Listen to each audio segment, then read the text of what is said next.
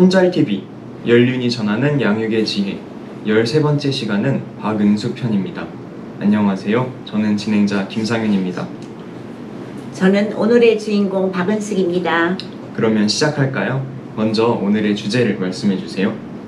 네, 곱게 자라도 강해야 한다입니다. 뵙기에도 곱게 자라신 것 같아요. 강단도 있어 보이고요. 그렇죠. 원만한 가족에서 곱게 자랐어요. 그렇게 평생을 평탄하게 살 줄 알았지요. 그런데 세상은 그런 게 아니에요. 산전수전 겪고 나니 강한 여인이 되어 있더라고요. 그러셨군요. 강해야 한다는 말은 무슨 뜻인가요? 강해야 한다는 것은 체력이 강하다는 것도 아니고 성격이 모질다는 말도 아니에요. 생활전선에서 강하게 살아남아야 한다는 말이에요. 자립정신을 잃은 말이지요.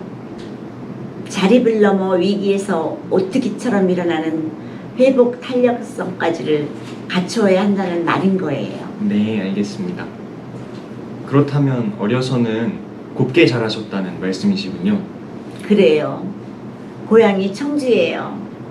할아버지가 부자이셨는데 외아들인 아버지는 슬하에 2남 4녀를 두었어요. 그중 저는 셋째예요. 세상에 부족한 건 모르고 철부지로 공부만 하며 커서요. 자식들을 모두 대학에 보낼 수 있을 만큼 괜찮은 집안이었지요. 한마디로 곱게 자란 거예요. 나는 곧잘 춤을 춰서 대학도 무용과에 갔고요. 역시 대단하시네요. 그런데 무슨 어려움이라도 생기셨나요? 우리 집은 아버지가 초등학교 선생님이셨어요. 그런데 농사도 크게 짓고 있었어요. 그 큰 농사를 어머니가 도맡아 지으신 거예요. 아버지는 곱게 자라 교사 노릇만 하시면서 여유롭게 생활을 하셨어요. 어린 눈에도 아빠는 세상 물정 잘 모르는 한량이셨지요. 대신 엄마가 정신없이 아이들을 지극정성으로 키우셨다는 기억이 나요. 우리는 부족한 게 없었어요. 해달라고 하면 다 들어주셨으니까요. 다들 그렇게 사는 줄 알고 구김살 없이 잘 컸어요. 좋으셨네요. 결국은 자녀들이 세상 물정 모르고 아버지처럼 사셨다는 건가요? 맞아요. 부잣집 외아들의 기질을 오빠인 맏아들이 고스란히 물려받았죠. 딸들은 무조건 따뜻하게 돌보기만 하셨던 어머니 덕분에 그냥 그렇게 살면 되는 줄 알았어요. 그래서 소위 말하는 생활력이 미성숙한 상태로 성장해서 모두 결혼을 했지요. 저는 서울 가해동 부잣집 외아들과 결혼을 했어요. 시집 잘 갔다는 얘기도 많이 들었죠. 친정집도 괜찮은 집인데 시댁은 밥을 먹어도 식사가 아니라 요리를 해먹더라고요. 시어머니를 잘 모시고 20여 년을 살며 남매를 낳아 키웠어요. 여기까지는 해피했지요. 그러셨네요. 그러면 중년이 지나면서 어떤 일이 생긴 건가요? 딱히 어느 시점이라기보다 서서히 양육의 결함이 나타났다고 보는 게 맞겠죠? 친정아버지는 부잣집 외아들의 티를 냈어요. 교직도 열심히 하지 않으신 것 같고 재산을 팔아 사업을 하여 성공한 것 같지도 않았어요. 다만 부동산을 의지해 노년을 그냥저냥 보내시다 83세에 돌아가셨지요. 그런데 할아버지가 장손 우선의 편견이 심해 큰 재산을 장손에게 상속해 준 거예요. 빌딩 임대료로 평생을 먹고 사는 무기력까지 상속하신 거예요. 거기다가 재산 탐욕까지 부리다 형제 자매와 불화까지 생겨 혈육의 정까지 손상을 입게 했지요. 한마디로 넉넉한 재산이 풍요로운 삶까지는 보장해주지 못한다는 거예요. 아이고, 그런 일이 있으셨군요. 네. 결혼 이후의 삶은 어떠셨나요? 친정과 마찬가지로 시댁도 비슷한 상황이 벌어졌어요. 재산이 좀 있다 보니 남편은 부모님께 사업 자금을 받아 여러 사업을 했지만 성공을 못했어요. 온실속에 자란 남편은 자금만 있었지 사업 수완과 투지를 못 가진 거예요.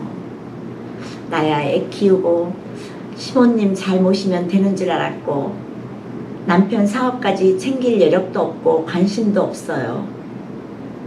다만 돈도 못 벌면서 사치하고 불성실한 태도만 눈에 거슬렸을 뿐이었죠.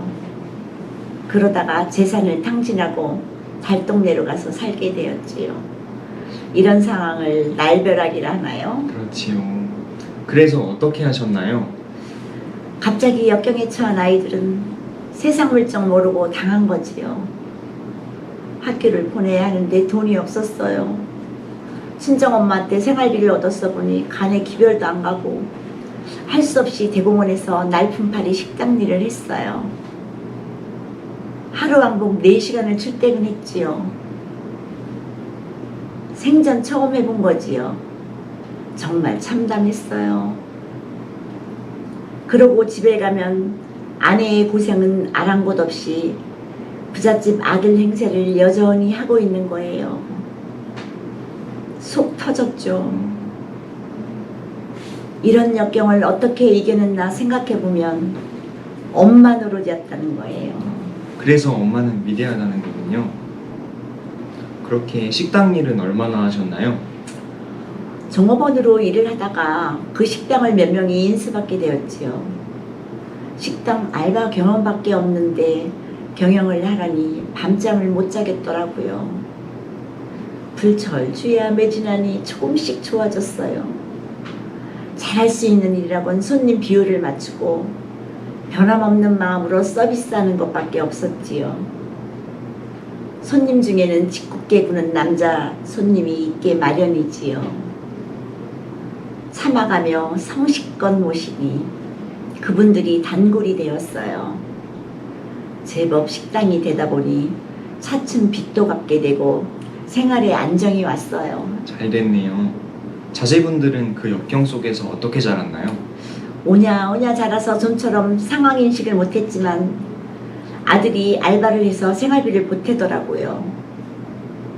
미안하긴 했지만 얼마나 대견했는지 몰라요. 나몰라라 하는 아비에 비하니 딴 자식 같았지요.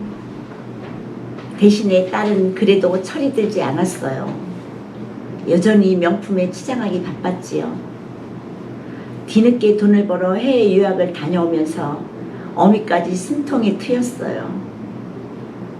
그런 어려움을 뚫고 둘 다 결혼을 해서 손주도 둘이나 생겼어요. 다행이네요. 지금까지 살아오신 경험을 통해서 볼 때 손주는 어떻게 키우길 바라시나요? 뼈에 사무치도록 후회와 반성이 되는 것이 있지요. 자식은 연약하게 키우면 안 된다는 거예요. 어떤 역경에도 살아남는 생존력을 갖추게 해야 해요. 곧게 자란 내가 그 어려움을 헤쳐나올 수 있었던 것처럼 오기를 갖게 했어야 해요. 요즘 아이들은 너무 무균실해서 보호하며 키우는 것 같아 걱정이 되지요. 그렇게 자란 새 남자, 아버지, 남편, 오빠와 살아본 생생한 경험 얘기지요. 다시 자식을 키우려면 정말 잘 양육할 수 있어요. 규모 있는 소비 습관을 길러주고 어려운 이들을 배려하는 사람으로 키우고 싶어요. 물론 부부가 모범도 보이고요. 네, 교훈이 되네요. 이제 안정이 되신 것 같은데 지금 생활은 어떠신가요? 친정엄마가 96세로 와병 중에 계시지요. 자식 때문에 노심초사하신 지난 삶을 보상할 수는 없지만 딸들 넷이 자주 찾아뵙고 위로해 드리지요. 그 덕분에 딸들은 우애가 엄청 좋아졌어요. 내 자매가 없었더라면 어쩌나 싶을 만큼 늙어가며 의지하며 즐겁게 지내지요. 식당 일도 이제는 아예 주방을 맡아 시댁에서 배운 요리 실력을 발휘하고 있지요. 돈 버는 것보다 손님 덕분에 이만큼 회복했다는 감사함이 더 커서 청결하고 맛있는 대공원 할매집 음식으로 보답을 하려고 합니다. 네, 저도 한번 가봐야겠네요. 손잘TV 이번 연륜의 양육지에는 박은숙 편으로 곱게 자라도 강해야 한다 였습니다. 시청해주신 여러분 감사합니다.